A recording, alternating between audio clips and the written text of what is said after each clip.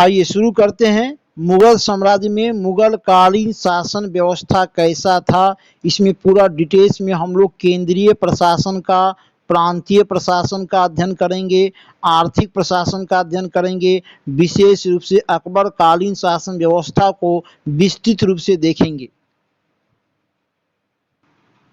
आइए शुरू करते हैं मुगल कालीन शासन व्यवस्था। ओके, बेहद ही महत्वपूर्ण चैप्टर है और डिटेल्स में इसको हम लोग जानेंगे। तो मुगल कालीन शासन व्यवस्था में मुगल प्रशासन की जानकारी का अगर बात करेंगे कि सबसे बड़ा स्रोत क्या है, तो अबुल फजल की पुस्तक आईने अकबरी से हमें मुगल प्रशासन के बारे में विस्तृत जानकारी मिलती है ना। मुगल शासक को प्रशासन में सहयोग देने के लिए मंत्री परिषद होता था, जैसा कि हर एक साम्राज्य में होता है कि जो शासक होता है वह मुखिया होता है और उसको सहयोग देने के लिए मंत्रियों का समूह होता है।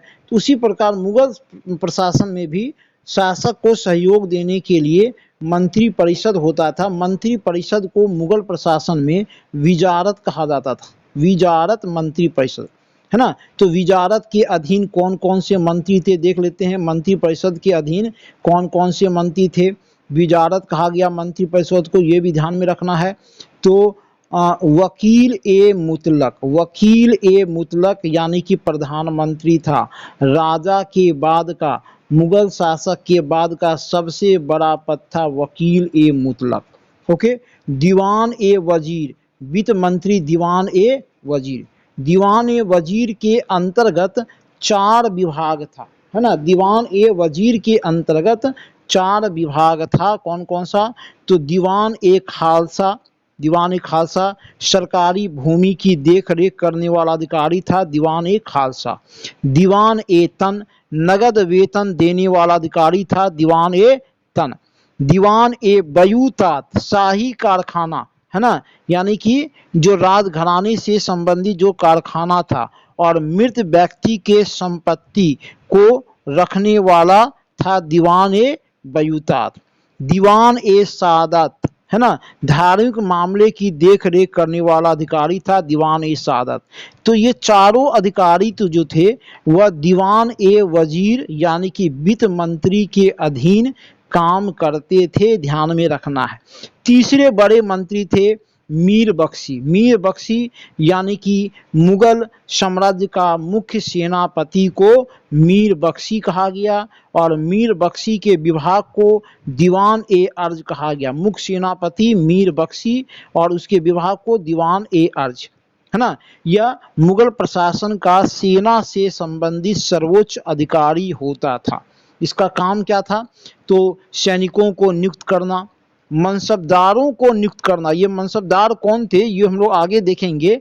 अभी ये ध्यान में रखना है कि मुगल प्रशासन में जो मनसबदार की जो नियुक्ति होती थी वह मीर बख्शी करता था। ओके, घोड़ा दागना, है ना, घोड़ा दागने की प्रथा ये शुरू किया गया था। ये भी, इसके बारे में भी हम लोग आगे चर्चा करेंगे।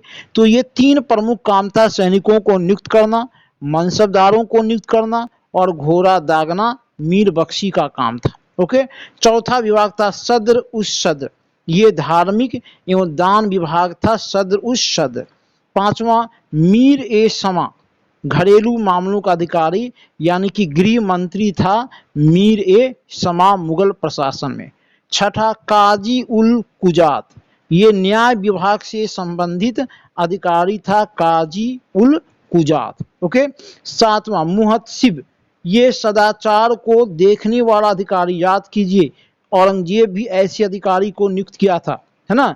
तो ये औरंगजेब ही व्यक्ति था जो कि मुगल प्रशासन में ऐसे अधिकारी को नियुक्त किया था, मुहत्सिब, सदाचार को देखने वाला अधिकारी। मीर ए आतिश, ये था शाही तोपखाने का जो अध्यक्ष होता था उसको मीर ए आतिश कहा गया। दरोगा ए डाक चौकी, जो गुप्तचर विभाग था उसको दरोगा ए डाक चौकी के नाम से जाना गया। ओके, मुस्तौफी, है ना, महालेखाकार को मुस्तौफी कहा गया। मीर ए बड़ जो वन अधिकारी होता था उसको मीर ए बड़ कहा जाता। ठीक है, वाक्यानवीस, समाचार लेखक, है ना, राज दरबार में जो समाचार को लिखता था उसको वाक्यानवीस कहा गया। मुगल प्रशासन में वाक्यानवीस समाचार लेखक था। मीर ए तोजक धार्मिक कार्य करने वाला अधिकारी था। मीर ए तोजक। खुफिया नवीस गुप्त पत्र लिखने वाला व्यक्ति था। खुफिया नवीस। और हर कारा यानी कि पत्र को एक जगह से दूसरी जगह पर या संदेश को एक जगह से दूसरी जगह पर पहुंचाने वाला व्यक्ति था हर कारा। तो इतने 15 अधिकारियों के बारे में ध्यान में रखना है। विजारत मंत्री परिषद था और वकील ए मुतलक मुगल शासक के बाद का सबसे बड़ा पद प्रधानमंत्री। दूसरा बड़ा पद दीवान ए वजीर वित्त मंत्री। मीर बख्शी मुख्य सेनापति। तो ये एक एक चीज जो है अधिकारी का कार्य, अधिकारी को क्या कहा गया वो बताया गया। अब आइए प्रांतीय प्रशासन, है ना, मुगल प्रशासन के अधीन प्रांतीय प्रशासन कैसा था। ठीक है, तो प्रांतीय प्रशासन में अकबर और जहांगीर के काल में मुगल सूबों की संख्या 15 थी। शाहजहां के काल में सूबा, सूबा मतलब प्रांत, ठीक है, सूबों की संख्या अकबर जहांगीर के काल में 15, शाहजहां के काल में ये बढ़कर 18 हो गया और औरंगजेब के काल में ये बढ़कर 20 हो गई। औरंगजेब के काल में सूबों की संख्या 20 थी, है ना। मुगल प्रशासनिक इकाई कैसा था, सूबा यानी कि प्रांत, है ना। प्रांत का अधिकारी को सूबेदार कहा गया। सूबा प्रांत के नीचे जिला होता था। जिला को सरकार कहा जाता था। मुगल प्रशासन में जिला को सरकार कहा गया है और जिला के अधिकारी को फौजदार कहा गया। सरकार के अधिकारी को फौजदार। जिला के नीचे परगना होता था। परगना को महाल कहा गया है और महाल के अधिकारी को सीकदार कहा जाता था। ठीक है, महाल के नीचे गांव या मौदा या डी होता था। इसके अधिकारी को खूत, मुकद्दम या चौधरी कहा गया। खूत, मुकद्दम या चौधरी।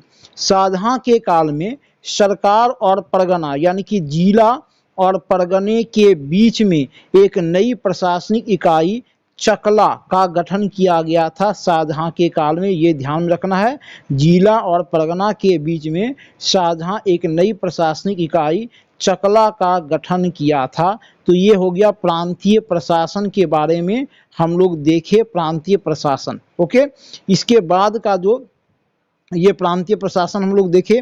अब देखते हैं आर्थिक व्यवस्था।